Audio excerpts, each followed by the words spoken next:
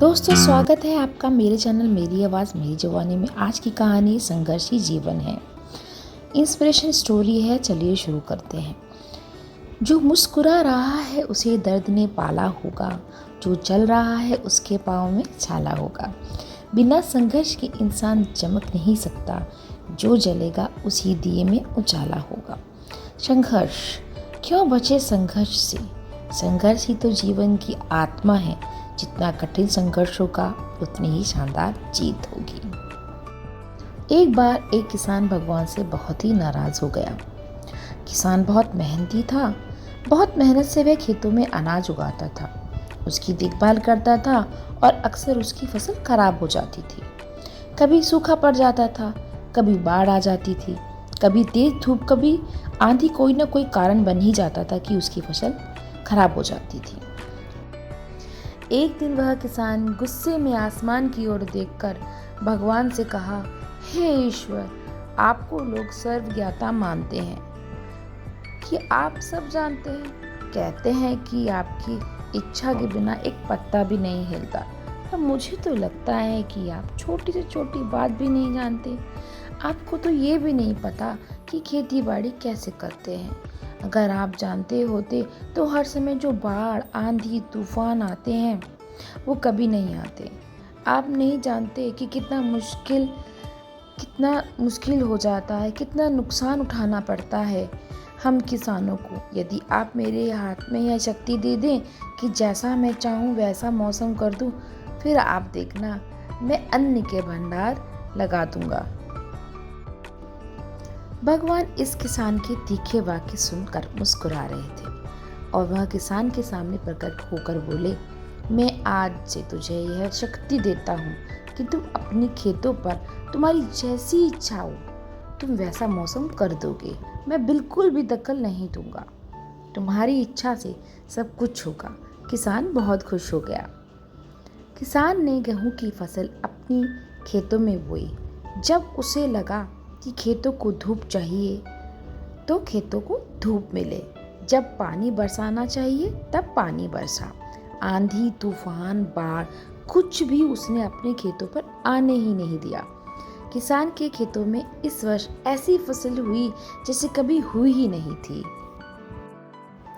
हरी भरी लहलहाती फसल को देखकर किसान मन ही मन बहुत खुश हो गया और सोचने लगा, अब सबूत के साथ दिखाऊंगा भगवान को कि इसे कहते हैं शक्ति का सही उपयोग। मेरी सफलता देख उन्हें अपने नियम जरूर बदलने पड़ेंगे।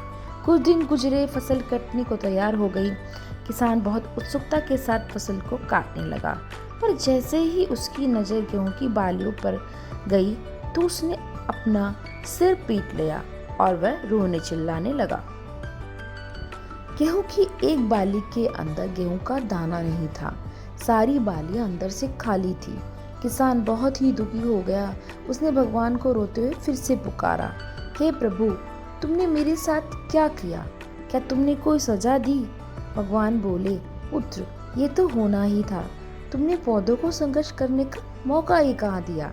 ना तुमने उन्हें आंधियों से जूझने दिया, ना तेज बारिश से सहने दिया और ना ही धूप में तपने दिया।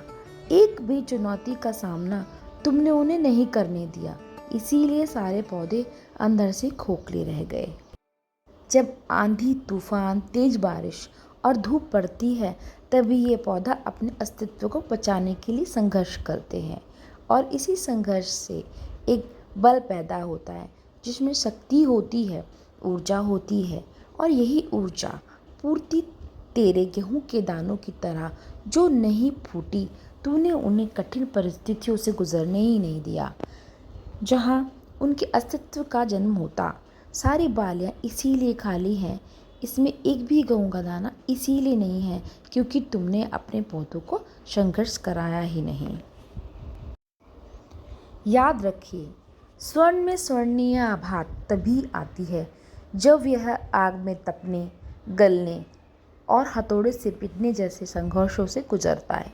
कोयले का टुकड़ा हीरा तभी बनता है जब वह उच्च दबाव और ताप की मुश्किल परिस्थितियों से गुजरता है। इसी तरह यदि हमारी ज़िंदगी में कोई संघर्ष ही ना हो, कोई चुनौती ही ना हो, तो हम भी गेहूं की बालियों की तरह खोखले रह जाएंगे। कोई अस्तित्व नहीं होगा हमारा। विपरीत परिस्थितियाँ, चुनौतियाँ, समस्याएं हमें और अधिक निखारती हैं। यदि जीवन में कठिन परिस्थितियों और चुनौतियाँ आए तो घबराना मत, बल्कि सामना करना, विश्वास करना कि आप और अधिक निखर जाओगे और अधिक मजबूत बन जाओगे। किसी ने कितना ही सही कहा है, जिंदगी जीना आसान नहीं होता, बिना संघर्ष कोई महान नहीं होता। जब तक ना पड़े हथौड़े की चोट, तब तक पत्थर भी भगवान नहीं होता। आई होप आपको ये कहानी पसंद आई होगी और कहानियों के लिए सब्सक्राइब करें मेरा चैनल। Thanks for watching.